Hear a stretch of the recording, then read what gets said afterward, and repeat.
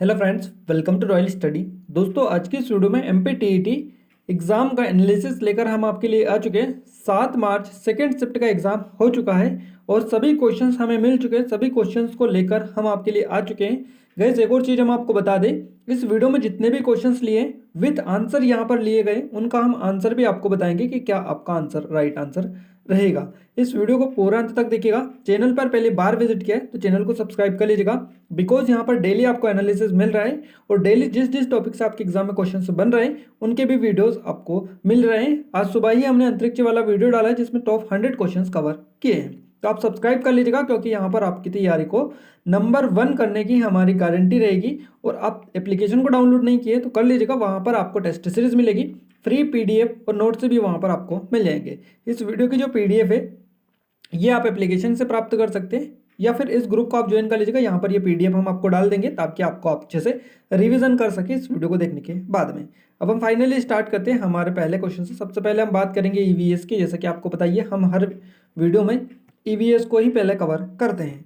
देखिए, ईवीएस की अगर हम बात करें तो अंतरिक्ष से आपके पहले जो क्वेश्चन बन रहे थे वो 10 से 12 नंबर के क्वेश्चन बन रहे थे अंतरिक्ष से। और आज की शिफ्ट में, सुबह की शिफ्ट में क्वेश्चन कम बने हैं, मुश्किल से 1-2 क्वेश्चन बने थे आई थिंक सुबह की शिफ्ट में। और ये वाली जो शिफ्ट है सेकेंड वाली, इसमें अंतरिक्ष से 5 से 6 क्वेश्चन बने हैं। जितने भी क्वेश्चन अंतरिक्ष से पूछे गए हैं आज, वो करंट से रिलेटेड पूछे गए हैं। तो हम करंट आपको करवा देंगे, साइंस एंड टेक्नोलॉजी वाला जो पार्ट है उसमें टॉप 100-200 क्वेश्चंस करवा देंगे आपको मॉर्निंग में, ताकि आप अच्छे से उनको कवर कर पाएं। करंट से ज़्यादातर क्वेश्चंस बन रहे हैं। वर्तमान में राष्ट्रीय सुरक्षा सलाहकार कौन है, ये क्वेश्चन बनाए। हमारा जो नया चैनल है एग्जाम टाउन, उस पर हमने अभी ये वीडियो दिया है वर्तमान में कौन क्या, तो इसको आप देख के जाइएगा, क्योंकि यहाँ से क्वेश्चंस आपके बनेंगे। अभी एनसीसी आरएस ये वगैरह उठा लेंगे कि इनके जो है महानिदेशक कौन है। तो अब ये सुरक्षा से जुड़े जितने भी मुद्दे हैं इनका आप जो कि इनके मेन कौन है, ये आप थोड़ा सा ध्यान रखिएगा। उस वीडियो को आप जाकर देख लीजिएगा। वर्तमान में राष्ट्रीय सुरक्षा सलाहकार कौन है, अजित डोभाल आपका सही जवाब रहेगा। गाइस, इसी तरह नेक्स्ट क्वेश्चन बना है, ऐसा कौन सा पक्षी है जो कांटे वाली झाड़ी पर अपना घोंसला बनाता है। तो घोंसले की स्पेलिंग थोड़ी सी मिसप्रिंट हो सकती है। देखिए, जल्दबाजी में टाइप करने में ये थोड़ी सी आगे पीछे हो सकता है, तो आपको थोड़ा सा करना है एडजस्ट, ताकि आपको जो कि चीज़ें समझ में भी आए। देखिए, हम जो है आपको जितने भी क्वेश्चंस ला रहे हैं वो बच्चों के बताने पर ही लेकर आ रहे हैं, और जल्दी जल्दी टाइप करना होता है तो थोड़े बहुत आगे मिस्टेक वगैरह हो जाती है, बाकी इतनी कोई ज़्यादा दिक्कत नहीं है। ऐसा जो पक्षी है जो कांटे वाली झाड़ी पर अपना घोंसला बनाता है, तो ये कबूतर है। अब जिन्होंने भी बताया उनने एग्जैक्ट क्वेश्चन याद नहीं रह पाता, जैसा कि हम आपको हर वीडियो में बताते हैं, क्वेश्चन आगे पीछे हो जाते हैं, एग्जैक्ट क्वेश्चन किसी को भी याद नहीं रह पाते हैं। कबूतर कैक्टस के पौधे या मेहंदी के बाड़े में के कांटे जो होते हैं इनके बीच में अपना घोंसला बनाते हैं, ये कबूतर ये होते हैं। कबूतर आई थिंक आपका राइट आंसर ऑप्शन में दिया था। क्लियर है।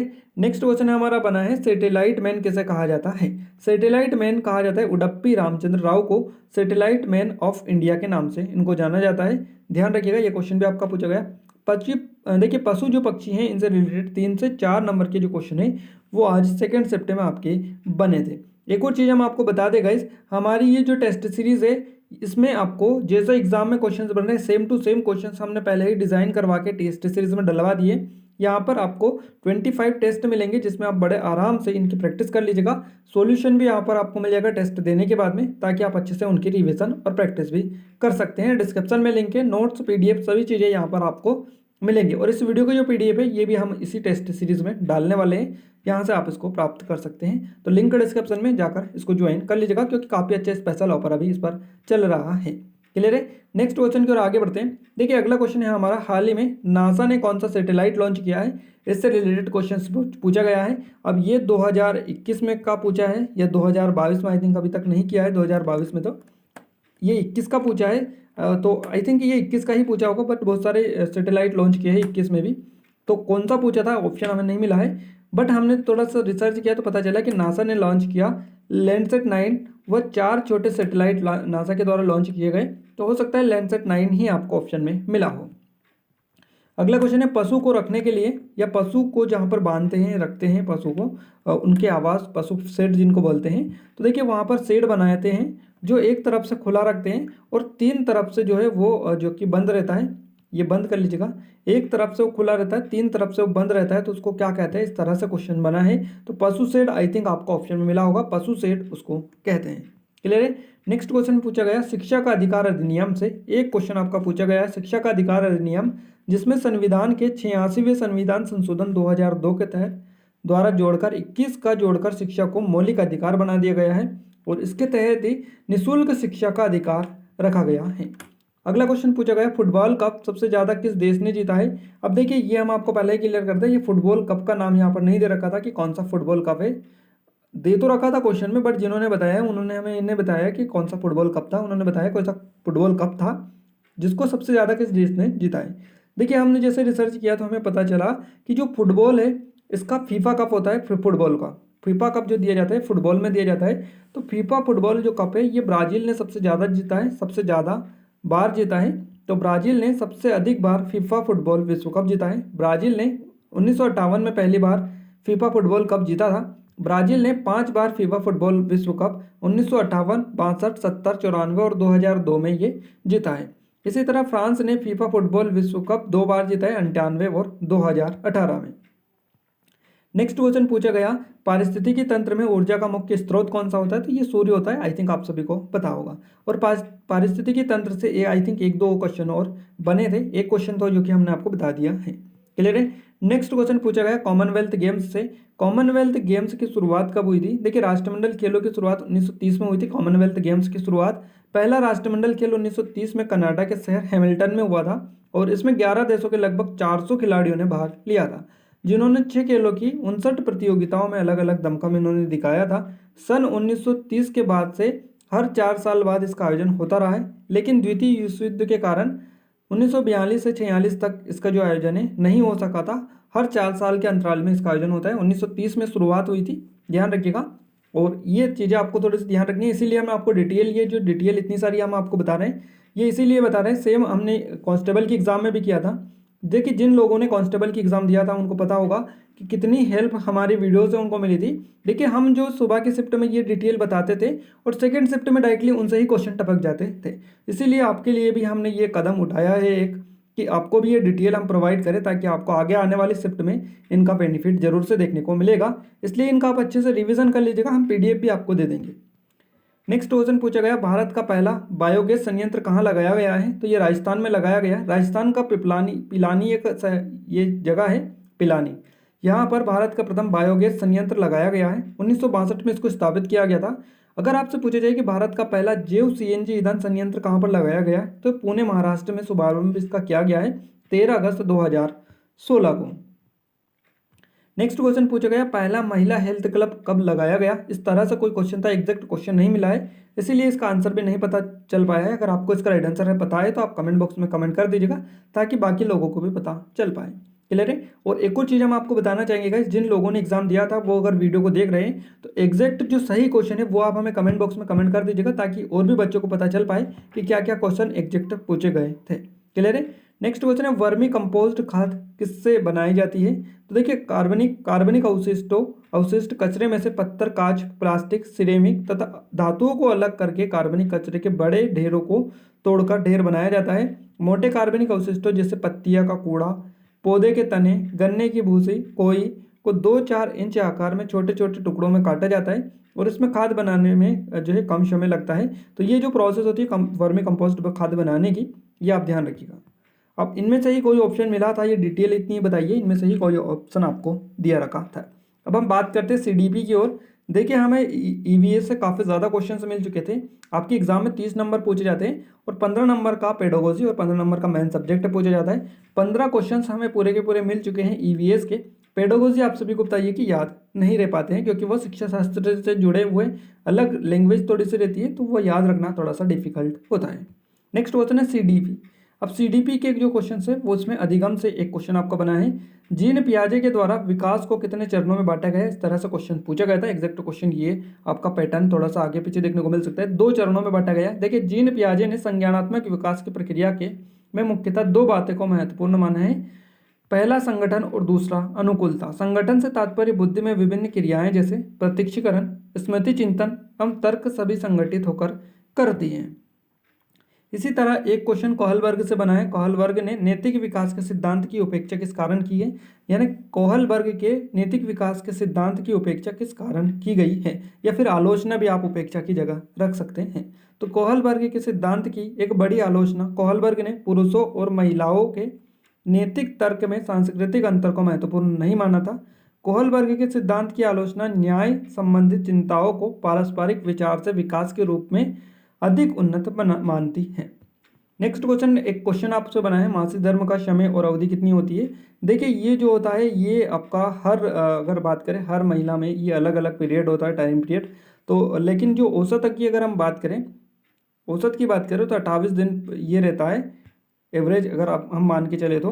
बाकी इसमें जो है सबसे लंबी अवधि और अगर सबसे कम अवधि आपसे पूछे जाए, अगली शिफ्ट में क्वेश्चन बने कि इसमें सबसे लंबी अवधि कितनी हो सकती है, तो देखिए 35 दिन सबसे लंबी हो सकती है और सबसे कम हो सकती है 24 दिन की। नियम ये जो है सामान्य, अगर हमने आपको बताया 28 जो है ये सामान्य या औसत होता है। न्यूनतम पूछे तो 24 और अधिकतम पूछे तो 36 तक 35 तक हो सकता है। तो ये आप नोट डाउन कीजिएगा। इसी तरह एक क्वेश्चन बना है, बाल्यावस्था किशोरावस्था से क्वेश्चन पूछा गया है। वैज्ञानिक से 3 से 4 नंबर के क्वेश्चन पूछे गए थे, जिसमें 2 क्वेश्चन हमने आपको बता दिए, जीन पियाजे और कोहलबर्ग से। क्लियर है। तो यहाँ से आई थिंक पता लगा होगा। और काफ़ी कम क्वेश्चन हमें मिल पाते सीडीपी के, क्योंकि सीडीपी का जो क्वेश्चनों का पैटर्न है वो ऐसा ही रहता है, अटपटे टाइप के क्वेश्चन रहते हैं, याद नहीं रह पाते हैं, और याद रखने की कोशिश भी करते हैं ना तो भी याद नहीं आ पाते हैं। सबसे बड़ी बात यही होती है सीडीपी की, इसीलिए इनसे कम क्वेश्चन हमें मिलते हैं। अब बात करते हैं हम हिंदी की।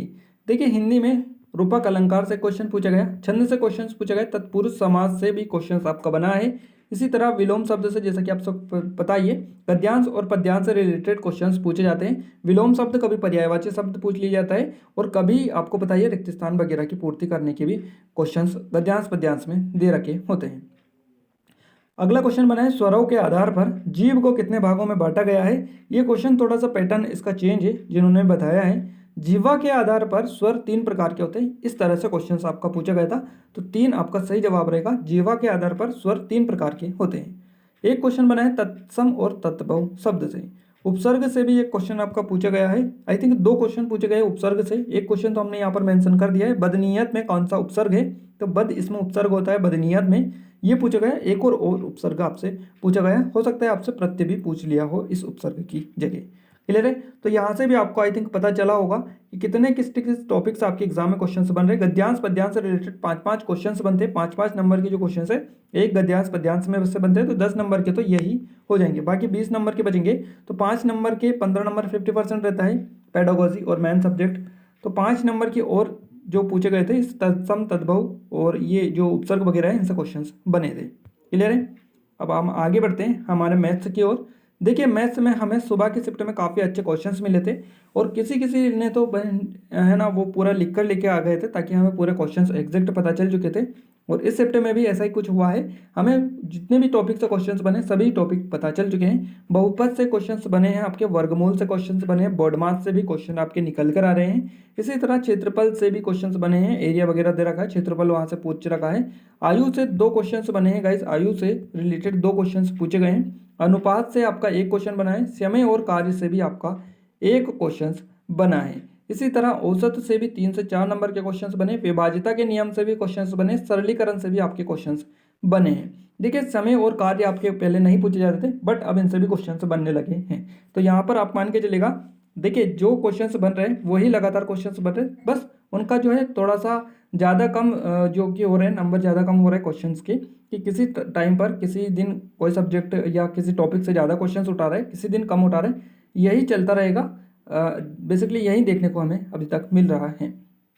करने वाले 2 क्वेश्चंस मिले हैं। और अगर हम बात करें पेडागोजी की, तो पेडागोजी की मैथ्स में 7 से 8 नंबर के क्वेश्चंस बने हैं। बाकी के जो बात करें हम जितने भी क्वेश्चंस बचे हैं वो पूरे आपके मैथ्स के देखने को मिले हैं।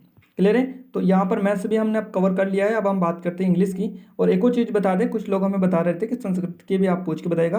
गाइस आई थिंक हमें जहाँ तक हमने एनालिसिस किया है, अभी से आपके संस्कृत के पेपर स्टार्ट नहीं हुए हैं, क्योंकि संस्कृत के जो पेपर स्टार्ट होंगे वो 11 या 12 तारीख से स्टार्ट होंगे। ये आप मान के चलेगा, अभी संस्कृत वाला कोई भी बंदा हमें नहीं मिल रहा है।